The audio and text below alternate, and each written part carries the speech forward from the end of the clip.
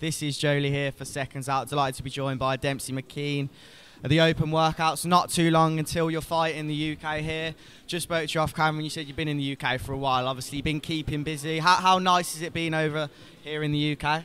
Yeah, it's been good. You know, the boxing is second to none here, and the coaching, the sparring, it just can't be beat. So, really enjoying my time over here. I'm learning a lot, and I'm really keen to showcase these newfound skills come Sunday night.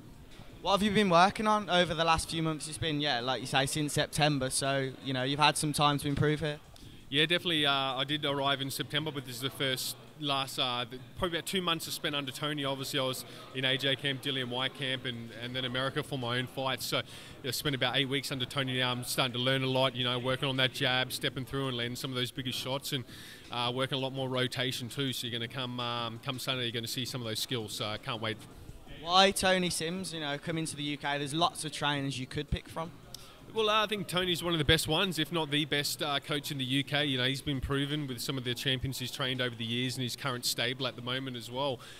You know, and I think Eddie Hearn's kind of pushed us in that direction too, and we'll come over here and looking at getting signed by Matchroom. He's the one that kind of, you know, pushed us towards Tony. So, yeah, so what Eddie says goes, you know, and obviously Tony's a good coach, you know, and a lot of fighters want to train under him, and I feel very privileged to be able to, you know, accept it into the stable.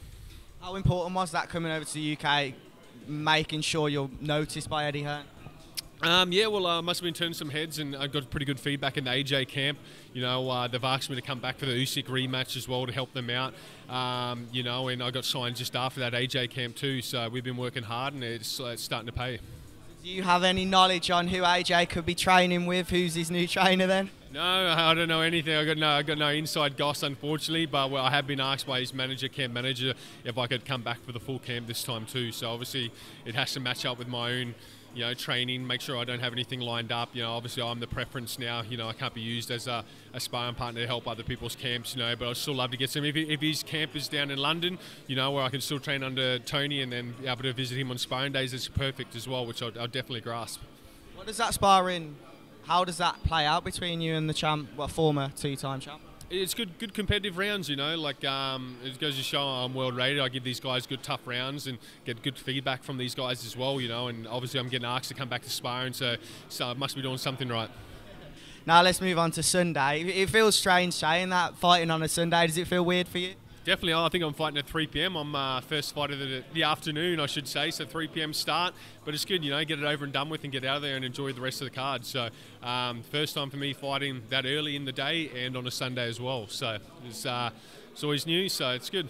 And the venue, obviously, probably one of the best in the UK to be fighting out at the O2. Yeah, definitely better than anything I've ever fought at. You know, biggest I've ever fought is probably the casino on the Gold Coast back home. That was a great show where I fought the American Jonathan Rice to capture a couple world rankings. So, you know, I'm really looking forward to this on the O2's beautiful arena. I was there for the AJ fight week. We're doing the training in the actual arena when it was empty. So can't wait to see it when it's packed full of a few more people. Talking of previous fights, you've actually fought Anthony Fowler, not the Anthony Fowler on this card, but earlier on in your career you fought an Anthony Fowler. That's it, it's almost meant to be, isn't it? So definitely, hopefully Fowler can come away with a good knockout victory tonight as well. I know he's been looking sharp. I was seeing him down the Dubois gym as well while I was sparring him, and he's looking good, you know, he's strong. So you've been sparring Dubois as well, what was that like? Yeah, it's good. You know, I've shared a lot of rounds with Dubois in this camp too. So once again, really good, valuable rounds as well against a top contender. He's won for a world title soon, which should be announced shortly too. So good luck to him. You know, he's a hell of a competitor and a good fighter. And last of all, I can't leave this interview without asking you about potentially a fight with Joseph Parker. How close has that been in the past, and how close is that to happening eventually? Not too much. It's just always been a bit of talk, you know. Obviously, the Australian-New Zealand Trans-Tasman clash. You know, Eddie's quite keen on that fight. I know if we Matchroom do set up out in Australia, that'll be a good fight out that way. So, you know, that's a fight I definitely would welcome. You know, someone that's highly rated and former world champion, and he's a good man as well, Joseph Parker, and a good fighter. So I would cherish that opportunity. Could you just expand on? I remember you speaking at the press conference about, I think in lockdown, you were mentioning how it was possible that you may have fought because there was limited opponents, you were kind of close together.